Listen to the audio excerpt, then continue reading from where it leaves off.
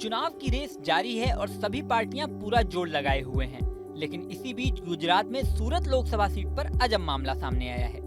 इस सीट पर BJP candidate Mukesh दलाल को बिना वोटिंग के ही जीत मिल गई है। ये पूरा मामला देश की राजनीति में चर्चा का विषय बना हुआ है। दरअसल इस सीट पर बीजेपी ने मुकेश दलाल को और कांग्रेस ने नीलेश कुंभानी को टिकट दिया था। नीलेश कुंभानी के नामांकन को लेकर अच्छा खासा नाटक हो गया था। नीलेश कुंभानी ने जो नामांकन पत्र भरा था उस पर 3 प्रस्तावकों के सिग्नेचर थे। बीजेपी नेता दिनेश जोधानी ने कांग्रेस कैंडिडेट नीलेश कुंभानी के फॉर्म में 3 प्रस्तावकों के हस्ताक्षर को लेकर सवाल उठाए थे। इसके बाद चुनाव अधिकारी ने तीनों प्रस्तावकों को लाने के लिए कहा था, लेकिन एक भी प्रस्तावक नहीं आया। एक भी प्रस्तावक सामने नहीं आने पर 21 अप्रैल को चुनावी अधिकारी ने नीलेश कुंभानी का नामांकन ही रद्द कर दिया। नामांकन की आखिरी तारीख 19 अप्रैल थी, यानी कांग्रेस के पास किसी और कैंडिडेट का नामांकन कराने का ऑप्शन भी नहीं बचा था। लेकिन 22 अप्रैल को इस सीट पर और भी ज्यादा चौंकाने वाली घटना हुई। इस सीट पर बसपा से प्यारेलाल भारती, सरदार वल्लभ भाई पटेल पार्टी से Abdul Hamid Khan, global Republican party से जयेश मेवाड़ा, लोक पार्टी से सोहेल खान चुनाव में उतरे थे। साथ ही अजीत सिंह उमट, किशोर डयानी, बरैया रमेश भाई और भरत प्रजापति निर्दलीय चुनाव मैदान में उतरे थे। इन सभी ने 22 अप्रैल को अपना नाम वापस ले लिया, यानी अब सूरत के चुनावी मैदान में सिर्फ बीजेपी का कैंडिडेट बचा और उसे निर्विरोध जीत पाने का रास्ता साफ हो गया। हालांकि राजनीतिक उठापटक यहीं खत्म नहीं होती है।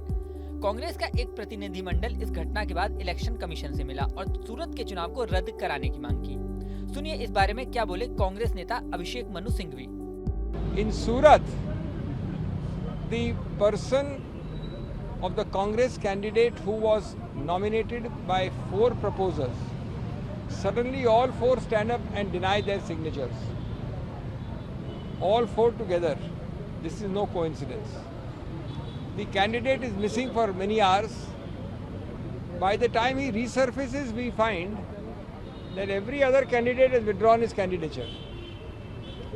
Every one of them. His candidature is rejected by the returning officer. If you don't want to have elections in this country and you want to hand over Surat on a platter, then why go through the charade of elections? Why notify the elections? We have therefore requested the Election Commission to postpone the elections in Surat and to redo the elections shortly, to send a clear message that you cannot take advantage of this kind of wrong, undue influence. This is not a case where an election petition will decide the matter later on. किसी भी एक candidate के खिलाफ सारे उम्मीदवारों ने नाम वापस ले लिया हो, भारतीय राजनीति में ऐसा संयोग शायद ही कभी हुआ हो। हालांकि इससे पहले मध्य प्रदेश की खजुराहो सीट पर भी सपा कैंडिडेट का नामांकन रद्द हो गया था, लेकिन उस सीट पर INDIA गठबंधन ने रणनीति बदल ली।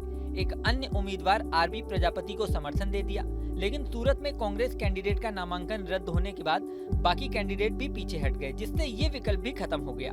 अब इलेक्शन कमीशन कांग्रेस की डिमांड पर क्या एक्शन लेता है, ये देखने वाली बात होगी। बता दें कि गुजरात में 26 लोकसभा सीटें हैं और सभी पर तीसरे राउंड यानी 7 मई में मतदान होने हैं।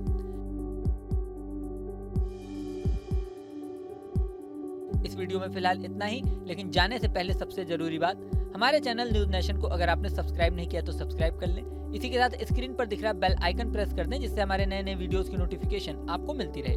मिलते हैं नेक्स्ट वीडियो में, बने रहें न्यूज नेशन के साथ।